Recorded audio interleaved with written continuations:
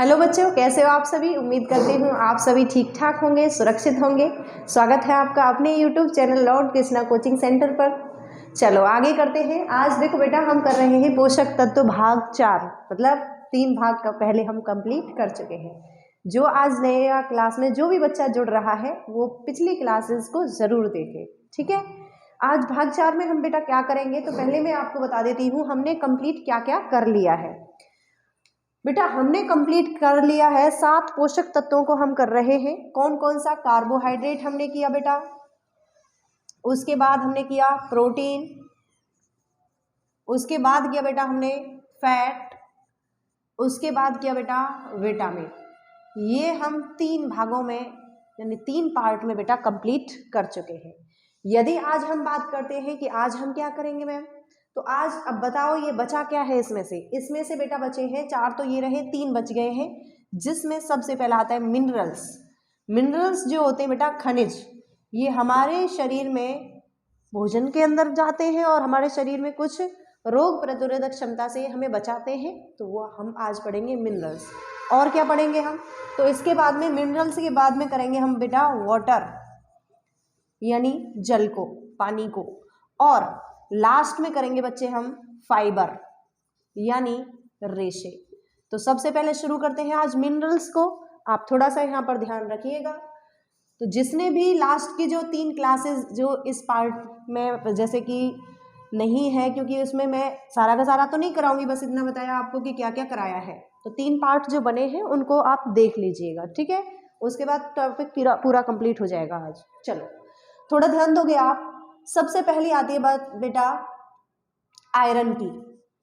लोहा जो होता है बेटा हमारे शरीर में पाया जाता है, और लोहे में आपसे पूछा जाएगा कि Fe जो इसका संकेत होता है यदि किसी व्यक्ति के शरीर में आयरन की कमी हो जाए। कमी से पहले हम पढ़ेंगे बेटा इसके स्रोत क्या क्या हैं। जैसे कि सबसे पहला आएगा बेटा कि आयरन का सबसे अच्छा स्रोत क्या है, तो आपने बताना है सेब है। सेब के बाद पालक में भी आयरन पाया जाता है ना। तो ये 2 सबसे ज़्यादा पूछे जाते हैं। पालक का पूछ लेता है, सेब का। अच्छा, सेब का जो छिलका होता है उसमें आयरन पाया जाता है, लेकिन यदि आपसे पूछे खट्टे सेब के अंदर, तो खट्टे सेब के अंदर आपको विटामिन सी भी बताना है, ठीक है। यदि हम बात करें कि आयरन की कमी से कौन सा रोग होगा बेटा, तो आयरन की कमी से रोग होगा एनीमिया। और एनीमिया से कितनी तरह से क्वेश्चन बन सकता है, थोड़ा सा आप यहाँ पर ध्यान दोगे। पहला क्वेश्चन बनेगा कि यदि किसी व्यक्ति के शरीर में आयरन की कमी हो जाए तो रोग कौन सा होगा बेटा, एनीमिया। ऐसे करके ना पूछे, क्वेश्चन पूछ ले आपसे कि किसी व्यक्ति के शरीर में हीमोग्लोबिन की कमी हो गई है तो भी रोग कौन सा होगा बेटा, एनीमिया होगा। यदि ऐसे ना पूछे तो आपसे पूछेगा आरबीसी की कमी हो गई है किसी के भी शरीर में तो कौन सा रोग होगा, एनीमिया। आरबीसी से ना पूछे, ब्लड की कमी पूछ ले तो भी कौन सा रोग होगा बच्चे, एनीमिया होगा। और विटामिन आपको 3 याद रखने हैं। कौन कौन से, तो पहला विटामिन B6, दूसरा होता है बेटा B11 और B12, और एक और होता है B9। कहने का मतलब है यदि आपसे पूछे B9 की कमी हो जाएगी, B6 की कमी हो जाए, B11 की हो जाए या फिर B12 की, इन चारों की यदि कमी आपसे पूछता है बच्चे तो आपने एक रोग बताना है, कौन सा बेटा, एनीमिया। एक बार थोड़ा सा ध्यान दोगे, आयरन की कमी से एनीमिया, हीमोग्लोबिन की कमी से एनीमिया, ये सारी चीजें एक दूसरे से जुड़ी हुई हैं। थोड़ा सा यदि आप ध्यान देते हो तो हीमोग्लोबिन जो होता है बेटा इसी के अंदर आयरन पाया जाता है। आरबीसी जो होता है इसी के अंदर हीमोग्लोबिन पाया जाता है, और ब्लड के अंदर आरबीसी पाया जाता है, और ब्लड के अंदर ही क्या पाया जाता है बेटा, जितने भी विटामिन लिखे हुए हैं ये सब पाए जाते हैं। तो ये एक दूसरे से लिंक है। इतनी प्रकार से एक क्वेश्चन आपके सामने बन सकता है, ठीक है, याद रखोगे। दूसरा करते हैं बेटा हम कैल्शियम। कैल्शियम जो होता है हमारी हड्डियों और दांतों के लिए बहुत ही आवश्यक है, और क्वेश्चन भी आता है कि कैल्शियम जो होता है बच्चे, कैल्शियम का सबसे पहले एटॉमिक नंबर बताइए आप मेरे को। मैंने याद कराए थे आपको, केमिस्ट्री की क्लास में कराए थे ना। तो सबसे पहली बात आती है कि बेटा जो कैल्शियम होता है इसका संकेत क्या होगा, तो आपने बताना है कैल्शियम का संकेत होता है Ca। कैल्शियम का जो एटॉमिक नंबर होता है कितना होता है बच्चे, 20। और मैंने आपको याद कराया था कैसे कि दांत और हड्डियों के लिए आवश्यक है कैल्शियम और फास्फोरस। तो कैल्शियम जो होता है बेटा दांतों के लिए ज़रूरी है, और दांत हमारे होते हैं दो प्रकार के, एक अस्थाई एक होते हैं स्थाई, यानी एक परमानेंट होते हैं और एक होते हैं जो टूट के गिर जाते हैं। तो कितने होते हैं वो 20 होते हैं, और 20 से ही आपको याद रखना है, मतलब अस्थाई दांतों की संख्या 20 और दांतों में कैल्शियम, तो कैल्शियम का एटॉमिक नंबर भी कितना है बेटा 20 है। ठीक है, यदि आपसे बात करें कि कैल्शियम जो होता है बेटा, कैल्शियम की कमी से क्या होगा, तो जितने भी हमारे दांत और हड्डियां क्या हो जाएंगी कमजोर। और नॉर्मली क्वेश्चन बनता है हड्डियों से कि हड्डियों की कमजोरी जब हो जाती है तो कौन से तत्व की कमी हो गई है हमारे शरीर में, तो किसकी हो जाती है बेटा, ये कमी हो जाती है कैल्शियम की। एक चीज और याद रखनी है आपको कि कैल्शियम और आयरन यानी Fe इसकी गोलियां भी दी जाती हैं किसे, जब कोई भी महिला प्रेगनेंसी के टाइम पे होती है तो उस समय कैल्शियम की और आयरन की ये गोलियां दी जाती हैं। आपसे क्वेश्चन पूछ लेगा, और ये मेन क्वेश्चन कई बार ऐसे एग्जाम में पूछ लेता है, सुपरवाइजर के क्वेश्चन पेपर में ये क्वेश्चन आ चुका है। कैसे पूछा, आपसे पूछेगा कि गर्भवती महिलाओं को निम्न में से किसकी गोलियां दी जाती हैं, तो आपने बताना है कैल्शियम की भी दी जाती हैं और आयरन की भी दी जाती हैं। ठीक है, दोनों ही टैबलेट दी जाती हैं जिससे कि जो बच्चा होने वाला है उसमें ब्लड की कमी ना हो। आयरन जब होगा तो ब्लड कम नहीं होगा, और उसकी हड्डियां भी मजबूत हो, और माँ के अंदर भी ब्लड की कमी जो है वो पूर्ति उसकी होती रहे। ठीक है, यदि आपसे पूछा जाए कि सर्वाधिक पूरे शरीर में सर्वाधिक पाया जाने वाला तत्व कौन सा है, तो आपने बताना है बेटा कैल्शियम है। क्वेश्चन कैसे आएगा, क्वेश्चन आएगा निम्न में से, क्योंकि सर्वाधिक तत्व तो है, ये भी होता है, ऑक्सीजन भी पूछता है आपसे। ऑक्सीजन वैसे गैसेस में पूछा जाएगा तो ऑक्सीजन सबसे अधिक होती है हमारे शरीर में, लेकिन यदि ऑप्शन ऐसे करके बने कि कैल्शियम है, आयरन है, कोबाल्ट है, मैग्नीशियम है, और ऐसे ऑप्शन आपके पास पूछे जाते हैं, दे रखे हैं, तो आपको बताना है कि सर्वाधिक क्या पाया जाता है बेटा, कैल्शियम पाया जाता है। ठीक है, यदि पूछे किस में पाया जाता है सर्वाधिक, तो कैल्शियम पाया जाता है गेहूं में। किस में, गेहूं में। अच्छा, गेहूं से क्या क्या क्वेश्चन बन सकते हैं, तो गेहूं से क्वेश्चन बनेगा बेटा कि गेहूं का वैज्ञानिक नाम बताइए, तो गेहूं का वैज्ञानिक नाम होता है ट्रिटिकम एस्टिवम, एरिटेनम आ जाता है क्या जगह, एस्टिवम। उसके बाद गेहूं से क्वेश्चन बनेगा बेटा कि गेहूं जो होता है इसके अंदर एक प्रोटीन भी पाया जाता है, कौन सा प्रोटीन होता है, प्रोटीन का नाम बताइए, तो प्रोटीन का नाम बताना है आपको ग्लूटिन। कौन सा होता है बेटा, ग्लूटिन। कई बार रिपीट हो चुका है प्रोटीन से क्वेश्चन कि गेहूं के अंदर कौन सा प्रोटीन पाया जाता है, आपने बताना है कौन सा पाया जाता है बेटा, ग्लूटिन पाया जाता है। ठीक है, कैल्शियम सर्वाधिक मात्रा में किस में पाया जाता है बेटे, दूध में। किसमें सर्वाधिक, तो हमने यहाँ गेहूं में पढ़ा है, लेकिन गेहूं के साथ साथ याद रखना आप दूध के अंदर भी भरपूर मात्रा में क्या पाया जाता है, कैल्शियम होता है। और दूध से क्वेश्चन बनेगा कि दूध के अंदर क्या क्या नहीं पाया जाता, तो दो चीजें याद रखनी है आपको, क्या, एक तो विटामिन सी और दूसरा होता है बेटा आयरन यानी Fe, लोहा और विटामिन सी ये दोनों पाए नहीं जाते हैं, किसमें, तो दूध में।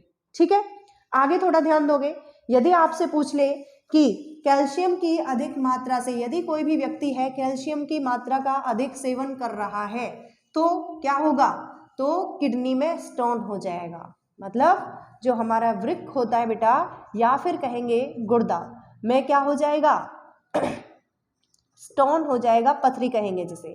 तो यदि आपसे पूछे कि किसी भी व्यक्ति में कैल्शियम की जो मात्रा है वो अधिक ले रहा है, तो वृक्क या फिर गुर्दा या फिर कहेंगे किडनी में क्या हो जाएगा, स्टोन हो जाएगा, मतलब पथरी हो जाएगा। अच्छा, पथरी कब नहीं होगा, तो आपने यदि ऐसे करके क्वेश्चन बने कि पथरी कब नहीं होगा, तो कोई भी व्यक्ति यदि भरपूर मात्रा में मैग्नीशियम ले रहा है, मैग्नीशियम की मात्रा वो शरीर में ले रहा है, तो किडनी नहीं होगा, सॉरी किडनी नहीं, स्टोन नहीं होगा किडनी में, तो ये चीज आपको याद रखना है। ठीक है, बात आती है कि मैग्नीशियम के स्रोत क्या है, तो अनाज है, अनानास है और पानी। पानी भी अगर भरपूर मात्रा में पीते हैं, देखो आपने सुना होगा किसी की भी पथरी अगर हो जाती है तो कहते हैं ढंग से पानी पियो, बहुत सारा पानी पियो, जिससे और दवाई लोगे उससे क्या होगा, वो पथरी निकल जाएगी। लेकिन एक चीज याद रखनी है आपको, यदि आपसे पूछ लेता है मैग्नीशियम के स्रोत क्या क्या है, तो दो चीजें ऑप्शन में आ सकती है। क्या क्या, एक आ सकता है बेटा अनाज और एक आ सकता है अनानास। ठीक है, अनानास से क्वेश्चन बनेगा। 4 ऑप्शन होंगे, जैसे कि पालक दे दिया, एक दे दिया आपको सेब दे दिया, एक अनानास दे दिया और एक दे दिया आपको नींबू। पूछेगा निम्न में से मैग्नीशियम किस में पाया जाता है, तो आपने बताना है किस में पाया जाएगा बेटा, अनानास के अंदर पाया जाएगा। नेक्स्ट है आयोडीन। क्वेश्चन आएगा आपसे कि आयोडीन जो होता है बेटे, आयोडीन किस में पाया जाता है, तो आयोडीन भरपूर मात्रा में तो नमक में। किसमें? नमक। साधारण नमक का जो सूत्र होता है आपको पता होगा क्या है, NaCl, NaCl। और यदि ये नहीं है तो आपने बताना है समुद्री घास में। और ये क्वेश्चन आ चुका है ऐसे करके, ऑप्शन में कई ऑप्शंस थे, उसमें से एक था बेटा समुद्री घास, और पूछा निम्न में से सबसे अधिक या फिर निम्न में से किस में आयोडीन पाया जाता है, तो आपने बताना है कि किस में पाया जाएगा, समुद्री घास में पाया जाएगा। अच्छा, क्वेश्चन पूछ ले आपसे कि यदि शरीर में आयोडीन की कमी हो जाती है तो कौन सा रोग होगा? रोग होगा बेटा घेंगा रोग। कौन सा? घेंगा। घेंगा जो रोग है, या फिर इसी घेंगा रोग को कह देते हैं गलघोटू, गलघोटू रोग। यदि आपसे घेंगा नहीं पूछेगा तो क्या आएगा? गलघोटू। और आपको गलघोटू से तो पता भी चल रहा है बेटा कि इसमें क्या प्रभावित होगा, गला। और गले के अंदर क्या होती है? ग्रंथि होती है, ग्लैंड्स होती है। वो ग्रंथि क्या हो जाएगी? पैराथायराइड जो ग्रंथि है बेटा, ये क्या हो जाएगी? फूल जाएगी। तो आपसे क्वेश्चन ऐसे करके भी पूछ सकता है कि पैराथायराइड ग्रंथि किस बीमारी से या किस जो डिसीज होती है, रोग होता है, कब फूल जाती है, तो आपने बताना है या तो घेंगा रोग या फिर गलघोटू रोग। अच्छा, आपसे पूछ ले कि आयोडीन जो है बेटा किस हार्मोन्स को बनाने में मदद करता है, तो मुझे आप ये बताइए, जब हम पैराथायराइड ग्रंथि पढ़ते हैं और उसके पहले एक पढ़ते हैं थायराइड ग्रंथि। कौन सी? थायराइड। और थायराइड ग्रंथि से हमने पढ़ा था कौन सा हार्मोन? थायरॉक्सिन। कौन सा? थायरॉक्सिन। तो आपसे क्वेश्चन पूछेगा आयोडीन कौन से हार्मोन को बनने में सहायक है, तो आपने आंसर लगाना है बेटे थायरॉक्सिन हार्मोन। कौन सा? Thyroxine hormone. ठीक है, यहाँ से कोई भी क्वेश्चन मेरे ख्याल से यदि बनता है तो आप कोई भी क्वेश्चन गलत नहीं कर पाओगे। यहाँ तक रिवाइज कीजिए, फिर आगे करते हैं। बेटा सबसे पहले हमने किया आयरन यानी Fe, लोहा। क्या क्या क्वेश्चन बनेगा? किस में पाया जाता है? सेब में। और किस में पाया जाता है? तो आपने बताना है पालक के अंदर पाया जाता है ना। भरपूर मात्रा में यदि पूछ रहे, जैसे सेब ना आए तो अमरूद में भी आयरन पाया जाता है। यदि कमी से पूछेगा रोग, एनीमिया। और एनीमिया मैंने कई तरीके से बताया है, आपको समझ गए होंगे। यदि आपसे पूछे किसमें Fe यानी आयरन नहीं होता, दूध में नहीं होता है। किस में नहीं होता? दूध में। उसके बाद किया बेटा हमने कौन सा? कैल्शियम। कैल्शियम में जितने क्वेश्चन बनेंगे, जैसे कि कैल्शियम जो होता है, यदि कोई व्यक्ति ज्यादा ले रहा है तो क्या हो जाएगा? स्टोन हो जाएगा। या फिर क्वेश्चन पूछेगा स्टोन कब नहीं होगा? मैग्नीशियम की यदि मात्रा ठीक ले रहा है तो नहीं होगा। और यदि आयोडीन से क्वेश्चन बनते हैं बेटा, तो आयोडीन की कमी से होने वाला रोग सबसे ज्यादा पूछा जाता है कि आयोडीन की कमी से कौन सा रोग सर्वाधिक होता है, सबसे अधिक कौन सा रोग होता है, तो आपने बताना है बेटा कौन सा होता है। तो आप बताओगे घेंगा रोग, या फिर इसी को कहते हैं गलघोटू रोग। गलगंड भी आ जाता है कई बार। ठीक है, यहाँ ध्यान दोगे। उसके बाद है बेटा कौन सा खनिज है, तो आपने बताना है कोबाल्ट। कौन सा है? कोबाल्ट। कोबाल्ट जो होता है बेटा, ये कोबाल्ट डायरेक्ट क्वेश्चन बनता है कि किस विटामिन के अंदर कोबाल्ट पाया जाता है, आपने बताना है विटामिन B12। कौन सा? Vitamin B12। और पिछली ही क्लास में मैंने आपको इसका रासायनिक नाम भी कराया था और ये भी बताया था कि कौन सा रोग होगा। तो विटामिन B12 जो होता है, इसका रासायनिक नाम क्या है, तो आप बताओगे बच्चे साइनोकोबालामिन। साइनोकोबालामिन। साइनोकोबालामिन जो होता है, इसकी कमी से कौन सा रोग होता है, तो आप बताओगे एनीमिया। कौन सा होगा बच्चा? एनीमिया होगा। और ये क्वेश्चन कई बार पूछा जा चुका है कि कौन से विटामिन के अंदर कोबाल्ट पाया जाता है, कौन सा बताओगे? आप बताओगे विटामिन B12, B12। ओके, चलो। स्रोत यदि पूछे तो हरी साग सब्जी है, जल है ना। और हरी साग सब्जी सबसे ज्यादा आता है, तो आप बताओगे कोबाल्ट इसमें पाया जाता है। उसके बाद पढ़ेंगे बेटा हम सोडियम के बारे में। सोडियम की यदि हम बात करें तो सोडियम का जो एटॉमिक नंबर है वो कितना है बेटा 11 होता है।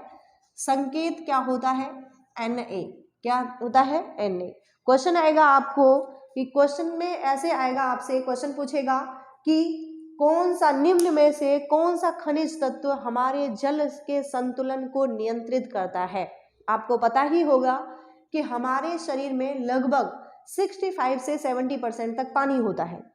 तो ये है, आपने देखा होगा कई बार हमें डिहाइड्रेशन हो जाता है, पानी की कमी हो जाती है, लेकिन बहुत कम चांस होते हैं जब जाके ये होता है। तब तक कौन सा जो खनिज है बेटा ये मदद करता है। तो क्वेश्चन आएगा शरीर के जल संतुलन में कौन मदद करता है, कौन सा खनिज तत्व मदद करता है। आपने आंसर लगाना है सोडियम। कौन सा लगाओगे? सोडियम लगाओगे। क्लियर है। नेक्स्ट आएगा बेटा पोटाशियम। पोटाशियम की यदि हम बात करें तो पोटाशियम से क्वेश्चन बनेगा कि ये क्या करता है। पोटेशियम का के सिंबल होता है। आपने याद रखना है हमारा जो बीपी होता है, ब्लड प्रेशर, बीपी यानी ब्लड प्रेशर किस से नियंत्रित रहता है? आप बताओगे पोटाशियम से। बीपी से क्वेश्चन पूछा जा सकता है कि हमारा जो बीपी होता है वो नॉर्मल कितना होता है ब्लड प्रेशर? आप बताओगे 120/80 कितना mmHg मिलीमीटर पारा। थोड़ा सा याद ध्यान देना है आपको, कई बार ऑप्शन ये थोड़े से ही अलग होते हैं, जैसे 120/80 और ऐसे ही होगा दूसरा भी ऑप्शन, लेकिन उसकी यूनिट बेटा ये नहीं मिलेगी, चेंज हो जाएगी, mLHg हो सकता है। ठीक है, तो आपको ध्यान तो ये है कि 120/80 है, लेकिन यूनिट याद रखनी है। कई बार यूनिट चेंज देता है और इस वजह से आपका क्वेश्चन गलत हो जाता है। ऑप्शन ए ये दे रखा है, बी ये दे रखा है और आपने यही वाला देखा, बी पे आप गए ही नहीं, लेकिन आपने बेटा यूनिट चेक नहीं की तो गलत हो जाएगा आंसर। इस वजह से आपको याद रखना है कि ये तो चेक करना ही है, इसके साथ साथ क्या चेक करोगे? यूनिट कि 120/80 क्या है? mmHg मिलीमीटर पारा। पारे का सिंबल होता है क्या? Hg। यहां से क्वेश्चन आ जाएगा। क्वेश्चन पूछे आपसे कि हार्ट बीट को कौन बैलेंस करता है? हार्ट बीट क्या होता है? हृदय की धड़कन। हार्ट बीट की जो आपसे क्वेश्चन भी बनता है कि 1 मिनट में हमारा जो हार्ट है कितनी बार बीट करता है, हृदय की धड़कन 1 मिनट में कितनी बार होती है? 72। अब ये 72 ही बार क्यों होती है ना? नॉर्मल के इंसान के शरीर में यदि देखोगे 72 बार ही होती है लगभग, ज्यादा क्यों नहीं हो जाती? ऐसे समझो ये 100 बार क्यों नहीं हो जाती है, ऊपर नीचे क्यों नहीं हो रही है भाई नॉर्मल में? इस वजह से ही नहीं हो रही है बेटा, क्योंकि हमारे शरीर के अंदर हम भोजन में क्या ले रहे हैं? पोटेशियम, और इसका कार्य क्या है? तो इस हार्ट बीट को, इसको बीपी को नियंत्रित करने का कार्य होता है। थोड़ा ध्यान दोगे। सोडियम से पहला क्वेश्चन पूछा जाएगा। सोडियम का एटॉमिक नंबर बताइए, परमाणु क्रमांक 11, सिंबल क्या है बेटा? Na। जल संतुलन में कौन मदद करता है? आप बताओगे सोडियम। क्या बताओगे? सोडियम। नेक्स्ट बेटा पोटेशियम। पोटेशियम की यदि हम बात करें तो क्या है इसका सिंबल? के। आपसे पूछे बीपी यानी ब्लड प्रेशर को कौन कंट्रोल करता है? पोटेशियम। बीपी होता कितना है? 120/80 mmHg यानी मिलीमीटर पारा। ये याद रखना है, ये गलत है। ठीक है, उसके बाद आता है हार्ट बीट को नियंत्रित कौन करता है? तो भी आपको क्या बताना है? पोटेशियम। और 1 मिनट में हार्ट बीट यानी हृदय की धड़कन होती कितनी है? तो आप बताओगे 72 बार होती है। फिर उसके बाद आता है बेटा हमारा फ्लोरीन। फ्लोरीन जो होता है इसकी कमी से और फ्लोरीन की कमी से कई बार रोग पूछ लेता है। आप थोड़ा सा ध्यान दोगे। फ्लोरीन का एटॉमिक नंबर मैं आपको याद कराया था मैंने, बताओ कितना है? फ्लोरीन का एटॉमिक नंबर है बेटा 9। फ्लोरीन का एटॉमिक नंबर कितना है? 9। और इसको रिप्रेजेंट F से करते हैं, और याद भी ऐसे ही कराया था कि यदि हम इसको ऐसे कर दें और इसको ऐसे करके कर देते हैं तो क्या हो जाएगा बेटा? ये 9 जैसा दिखेगा, और ऐसे ही हमें याद हो जाएगा कि इसका एटॉमिक नंबर कितना है? 9 है। फ्लोरीन हमारे दांतों के लिए आवश्यक है। कब इसका यूज किया जाता है? फ्लोरीन का फ्लूओराइड के रूप में, फ्लूओराइड इसके रूप में प्रयोग में किया जाता है बेटा। किसमें? तो जितनी भी कोलगेट आती है इसमें हम इसका प्रयोग करते हैं। क्यों करते हैं? क्यों? क्योंकि हमारे जो दांत हैं वो चमकीले बने रहे। लेकिन कई बार क्या होता है, यदि टूथपेस्ट के अंदर फ्लूओराइड की मात्रा बढ़ जाती है, फ्लूओराइड ज़्यादा डाल देते हैं, तो हमारे दांतों का क्षरण होने लगता है। तो अधिक मात्रा में ये अगर है टूथपेस्ट में, तो दांतों का इससे क्या होने लगता है बेटा, क्षरण। क्षरण का मतलब क्या है, दांत घिसने लगते हैं। आपने देखा होगा कंघी जैसे दांत हो जाते हैं कई बार। वो क्यों हो रहे हैं, क्योंकि जो भी टूथपेस्ट आप यूज कर रहे हो उसमें फ्लूओराइड की मात्रा क्या बेटे, ज़्यादा है। वैसे इसका अच्छा कार्य है कि चमकीले दांत बने रहेंगे, लेकिन ज़्यादा मात्रा है तो क्या हो जाएगा, दांतों का क्षरण होना शुरू हो जाएगा। यदि क्वेश्चन ऐसे आपसे पूछे कि पानी में फ्लोरीन की मात्रा, पानी में फ्लोरीन की मात्रा जो है बेटा अधिक हो गई है, तो कौन सा रोग होगा, तो आपने बताना है फ्लूओरोसिस।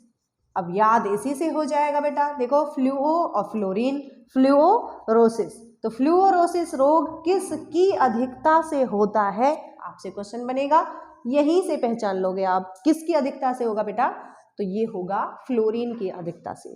ठीक है, उसके बाद में करते हैं बेटा हम पानी, यानी ये कौन सा था, तो आपके खनिज तो कंप्लीट हो चुके हैं।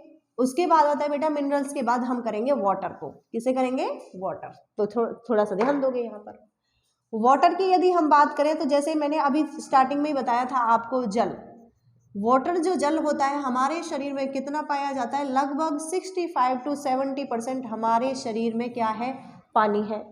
इसका कार्य क्या है वाटर का, तो वाटर का हमारा जो टेम्परेचर होता है बेटा, इसे पहली बात मेंटेन करके रखता है, और पानी के अंदर घुलकर ही जितने भी पोषक तत्व हैं वो हमारे ब्लड तक पहुंचते हैं। तो ये क्वेश्चन आ सकता है। क्वेश्चन बनेगा कि एक मनुष्य के शरीर में लगभग कितना % पानी पाया जाता है, कितना % वाटर होता है, आप बताओगे 65 to 70%। लेकिन शरीर के भार का पूछ ले कि शरीर के भार का कितना वाटर पाया जाता है, तो उस समय क्या करना है आपको, आप बताओगे शरीर के भार का लगभग 75% पानी होता है। लगभग 75% क्या होता है बेटा, पानी ही होता है, यानी जल होता है। ठीक है, शरीर के तापमान को नियंत्रित करके रखता है, ये चीज आपको याद रखना है। क्यों, क्योंकि शरीर के टेम्परेचर को कैसे, देखो गर्मियां होती हैं, गर्मियों के समय जो वाटर होता है यही तो पसीना बनता है, और पसीने के बाद में आपको थोड़ी सी ठंडक लगती है ना, हवा लगती है ठंडक, तो उस टेम्परेचर को उसने क्या किया बेटा, मेंटेन ही तो किया। तो आप बताओगे वाटर क्या करता है, हमारे शरीर के तापमान को नियंत्रित करता है।